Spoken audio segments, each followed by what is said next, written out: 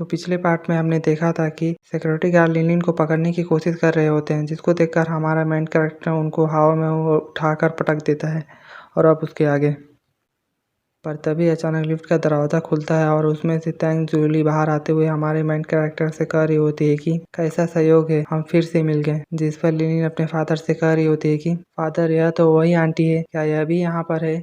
जिस पे तैंग जूली मुस्कुराते हुए हमारे मेन कैरेक्टर से पूछ रही होती है कि तो तुम्हें किस फ्लोर में जाना है? जिस पे हमारा मेन कैरेक्टर उससे पूछ रहा होता है क्या तुमने अभी हॉल में जो कुछ भी हुआ है वो सब देख लिया? जिस पे तैंग जूली मुस्कुराते हुए कह रही होती है कि अगर तुम नहीं चाहते हो कि मैं कुछ ना जानूं तो मैं यह दिखावा कर सकती हूँ कि मैंने कुछ नहीं देखा। जिसके बाद वह हमारे मेन कैरेक्टर से कह रही होती है कि क्यों ना हम वीचैट पर एक दूसरे के दोस्त बन जाए। इस पर हमारा मेन कैरेक्टर उससे कह रहा होता है मुझे माफ करना पर मैं फोन यूज नहीं करता।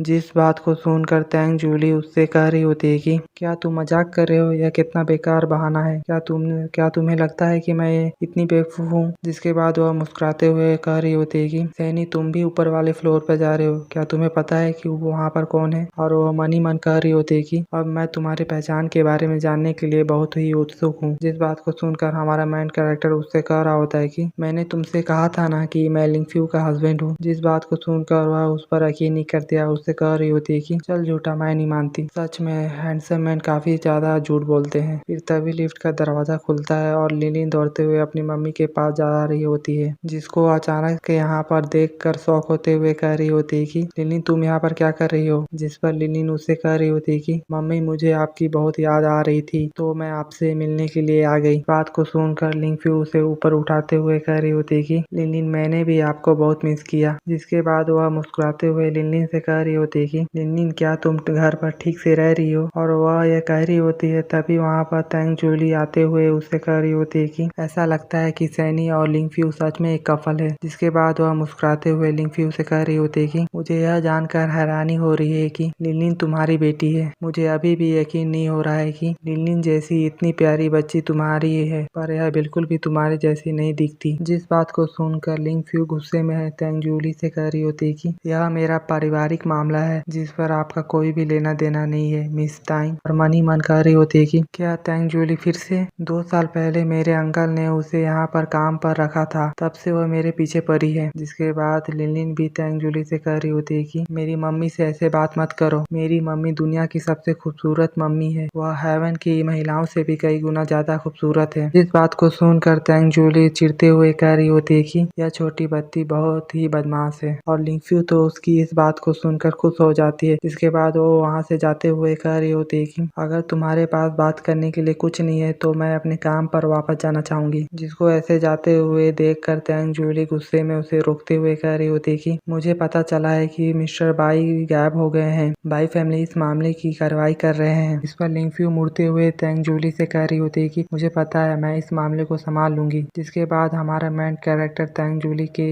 से कह रहा होता है कि अब तुम्हें यकीन हुआ कि मैं लिंगफ्यू का हस्बैंड हूँ। और ऐसा कहकर वो वहाँ से चला जाता है। जिस पर तैंग जूली गुस्से में अपनी दांत चबा रही होती है। जिसके बाद सीन चेंज होता है और हमें लिंगफ्यू के ऑफिस का सीन दिखाया जाता है, जहाँ पर हमारा मेन कैरेक्टर और लिंगफ्यू बैठे हुए होते हैं। और लिंगफ्यू हमारे मेन कैरेक्टर से कह रही होती है कि सैनी, तुम यहाँ अचानक से लिनलिन को मेरे कंपनी में क्यों ले आए? क्या तुम कोई इविल प्लान बना रहे हो? सुनो, यह लैंगफेंग कॉर्पोरेशन है, यहाँ पर कोई परेशानी मत करना। और मन ही मन कह रही होती है कि कुछ सालों से तैंग जूली ने मेरे दूसरे अंकल के साथ मिलकर मेरे लिए चीजों को मुश्किल बनाने की कोशिश की है। मैंने उसे थोड़ी बहुत बराबर करने के लिए बहुत प्रयास की है, लेकिन मुझे इस अवसर पर बाई फैमिली को नाराज करने की उम्मीद नहीं थी। जिन सब का कारण सैनी है, उसने मुझे सिर्फ निराश किया है। जिसके बाद वह हमारे मेन कैरेक्टर से गुस्से में कह रही होती है कि सैनी, तुम तैंग जूली के साथ क्यों थे? और उसके अलावा वह लिनलिन का नाम कैसे जानती है? और मन ही मन कह रही होती है कि तैंग जूली का एक शौक है, वह हैंडसम आदमियों के ऊपर काफी दिलचस्प रखती है। जिन आदमी पर वह फिदा होती है वे उसके साथ नहीं रह पाते। क्या यह हो सकता है कि उसे सैनी पर क्रश है? जिस बात को सुनकर हमारा मेन कैरेक्टर उसे कह रहा होता है कि क्या तुम जेलिस हो? जिस बात को सुनकर लिंगफ्यू गुस्से में हमारे मेन कैरेक्टर से कह रही होती है कि सैनी, क्या तुम मेरे बातों को सीरियस ले सकते हो? जिसको ऐसे आपस में लड़ते हुए देखकर लिनलिन अपनी मम्मी से कह रही होती है कि मम्मी, मिस तेंग ने हमें लिफ्ट देने पर जोर दिया था, फादर ने तो उसे मना कर दिया था, लेकिन मैं घर से इतनी दूर चलने की वजह से थक गई थी, इसलिए मैंने फादर को हाँ कहने के लिए कहा था। इसमें फादर की कोई गलती नहीं है मम्मी, आप फादर को मत डांटो। बात को सुनकर लिंफू का गुस्सा थोड़ा कम हो जाता है। फिर वह हमारे मेन कैरेक्टर से कह रही होती है कि सैनी, अब तुम मेरे हस्बैंड हो तो तुम्हें दूसरों औरतों से दूर रहना होगा और खासकर से तेंग जोली से तुम्हें दूर रहना होगा। जिस बात को सुनकर हमारा मेन कैरेक्टर उससे मुस्कुराते हुए कह रहा होता है कि ठीक है, लेकिन मैं चाहता हूँ कि तुम लिली के साथ ज्यादा समय बिताओ, वह तुम्हें बहुत पसंद करती है। जिस बात को सुनकर लिंफू लिलिन को प्यार करते हुए कह रही होती है कि तुम्हें मुझे यह कहने की कोई जरूरत नहीं, लेकिन वह अचानक से उदास होते हुए कह रही होती है कि लेकिन बाई फैमिली से निपटना अब मेरा फर्स्ट प्रायोरिटी है। उन्होंने हमारे खिलाफ चाल चल दी है। अगर अभी मैं कुछ नहीं करती हूँ तो हमारा लिंक फैमिली पूरी तरह से डिस्ट्रॉय हो जाएगा। पर हमारा मेन कैरेक्टर उससे कह रहा होता है कि आखिरकार मुझे समझ नहीं आता तुम बाई फैमिली से इतना डरते क्यों हो। इस बात को सुनकर लिंफू कह रही होती है कि तुम समझ नहीं रहे हो, हमारा सिर्फ एक दुश्मन नहीं है। बाई फैमिली ने जेम सिटी के पावरफुल फैमिलियों के साथ मिलकर हमारे परिवार के में अटैक कर दिया है। जिस पर हमारा मेन कैरेक्टर उससे पूछ रहा होता है कि तो तुम्हारे आगे का क्या प्लान है। जिस पर लिंफू उदास होते हुए कह रही होती है कि मुझे नहीं पता मैं क्या करूं। पर तभी वो अचानक से सीरियस होते हुए कह रही होती है कि इस समय सबसे इम्पोर्टेंट बात यह है कि हमें अधिक समय मिले, मुझे किसी भी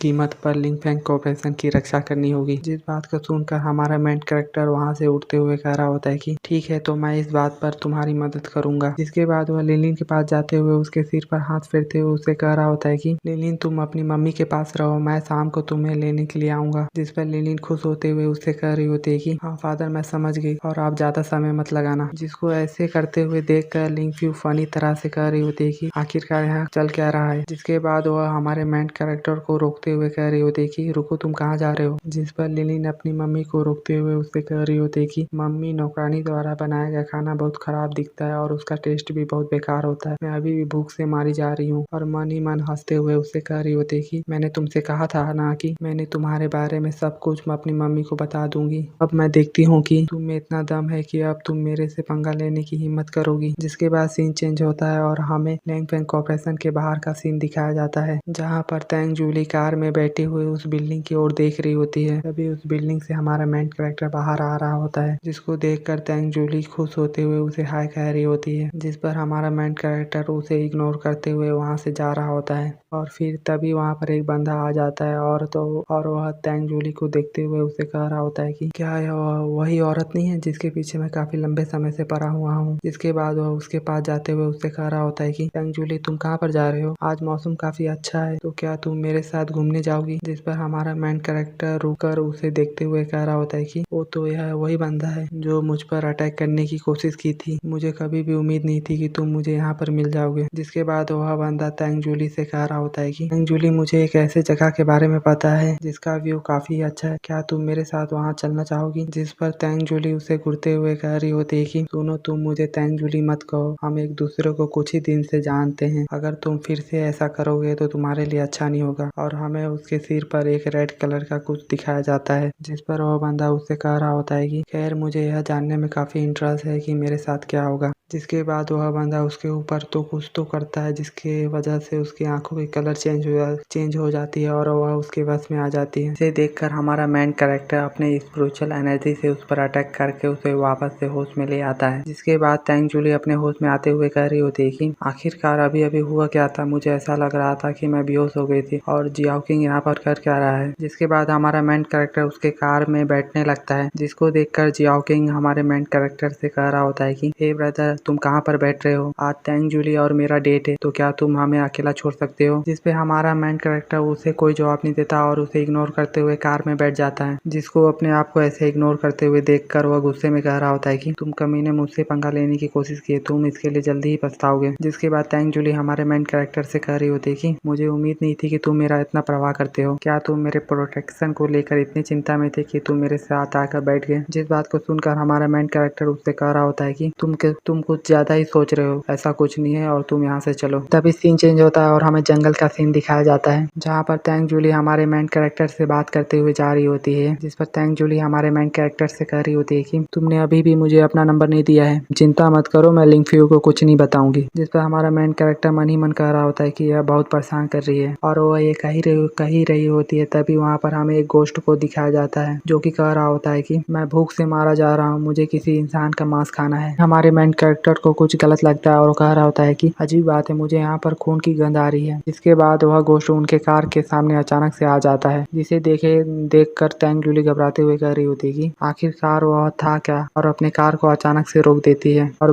कार से बाहर निकलते हुए कह रही होती है कि आखिरकार अभी अभी हुआ क्या था, क्या मैंने किसी को टक्कर मार दिया, पर यहाँ पर तो कोई नहीं है, क्या मैं किसी गोश्त से टकरा गई थी और अचानक से यहाँ पर इतना कोहरा क्यों छा गया है। जो वह डरते हुए हमारे मेन कैरेक्टर से कह रही होती है कि सैनी तुम कहाँ पर हो, मुझे कुछ दिखाई नहीं दे रहा। और उसके ऐसा कहने के साथ ही वह गोश्त उसके सामने आ जाता है, जिसे देखकर तैंग जूली काफी ज्यादा डर जाती है और गोश्त गोश्त कहकर चिल्ला रही होती है। और उसकी आवाज को सुनकर वहाँ पर कोई आ जाता है और हमें उस पर्सन को दिखाया जाता है जो कि जियाओ किंग होता है। उसके बाद वह उनसे कह रहा होता है कि तुम अपने एनर्जी को बचा के रखो, क्योंकि हम अभी जंगल के बीचों बीच में हैं, यहाँ पर तुम्हें बचाने के लिए कोई नहीं आ पाएगा। और जहाँ तक सैनी का सवाल है तो उसे मेरा गोश्त डिनर में खाएगा। उसके इतना बोलने के साथ ही हमारा मेन कैरेक्टर वहाँ पर आ जाता है और उससे कह रहा होता है कि आखिरकार मुझे कौन खाएगा। जिसको देखकर जियाओ किंग हंसते हुए कह रहा होता है कि तुम मरने के लिए कुछ ज्यादा ही उतावले हो रहे हो, तुम मरने के लिए कुछ ज्यादा ही उतावले हो रहे हो, जो तुम मेरे सामने आ गए तो ठीक है, मैं तुम्हारी ख्वाहिश जरूर पूरी करूंगा। जिसके बाद वह अपने गोश्त को हमारे मेन कैरेक्टर पर अटैक करने का बोल देता है। जिसके बाद वह गोश्त हमारे मेन कैरेक्टर पर अटैक करते हुए कह रहा होता है कि मुझे इंसानों का फ्रेश मांस बहुत पसंद है, आज मैं तुम्हें खा जाऊंगा। जिस पर हमारा मेन कैरेक्टर उस गोश्त पर अपने फिंगर से अटैक करते हुए कह रहा होता है कि तुम्हारी हिम्मत कैसे हुई मुझ पर अटैक करने की। और उसके ऐसा कहने के साथ ही हमारा मेन कैरेक्टर उस पर अटैक कर देता है, जिस अटैक से उस गोश्त का 2 टुकड़ा हो जाता है और वो जमीन पर गिर जाता है। जिस पर जियाओ किंग अपने गोश्त को इतनी आसानी से मरते हुए देखकर डरते हुए उससे कह रहा होता है कि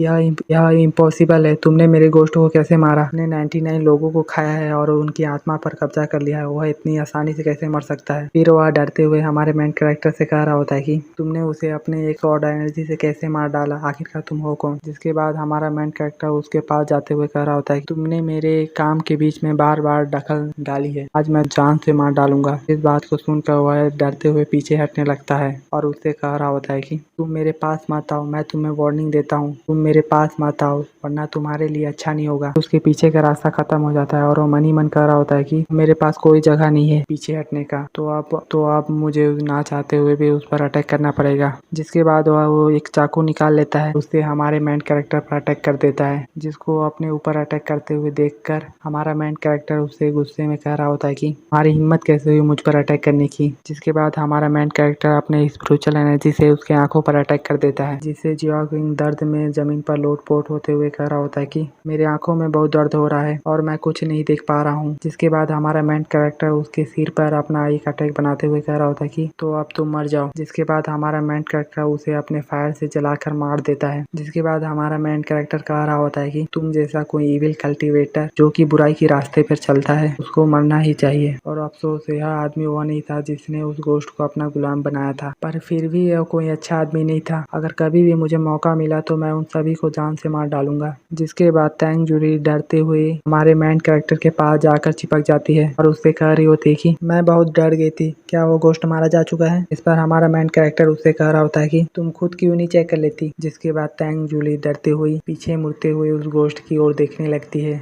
जिस पर वो गोश्त अभी तक नहीं मरा होता है और वह उससे कह रहा होता है कि वह अचानक से अपनी जगह से उठते हुए कह रहा होता है कि तुमने उसे मार डाला पर तुमने मुझे क्यों नहीं मारा। जिसको ऐसे अपनी जगह से उठते हुए देखकर तैंग जूली डरती हुई हमारे मेन कैरेक्टर के पीछे छुप जाती है और उससे कह रही होती है कि वह अभी तक नहीं मारा। जिसके बाद वह गोश्त हमारे मेन कैरेक्टर से कह रहा होता है कि ओ अच्छा, मैं समझ गया, मैंने 99 लोगों को मारा है और बस एक और इंसान को मैं मार दूं तो मैं जिन बन जाऊंगा। और तुमने सोचा होगा कि एक जिन को मारना एक गोश्त को मारने से ज्यादा फायदेमंद होगा, तुम कोटार्ड अलायंस वाले कुछ ज्यादा ही लालची हो। जिस बात को सुनकर हमारा मेन कैरेक्टर सोच रहा होता है कि क्या कोटार्ड अलायंस, आखिरकार अब ये क्या है। ऐसा लगता है कि उसे कोई गलतफहमी हुई है। इसके बाद वह उस गोश्त से कह रहा होता है कि तुमने 99 लोगों को मारा है, क्या तुम्हें डर नहीं लगता कि तुमको नर्क में लंबे समय तक सताया जाएगा और अगर तुमने 100 लोगों को मार दिया तो तुम वहाँ से कभी नहीं निकल पाओगे। इस बात को सुनकर वह गोश्त हंसते हुए उससे कह रहा होता है कि मैंने बहुत से लोगों को मारा है और मैंने बहुत से ताबिस्टों से मिला हूँ, पर मुझे यह किसी ने नहीं कहा।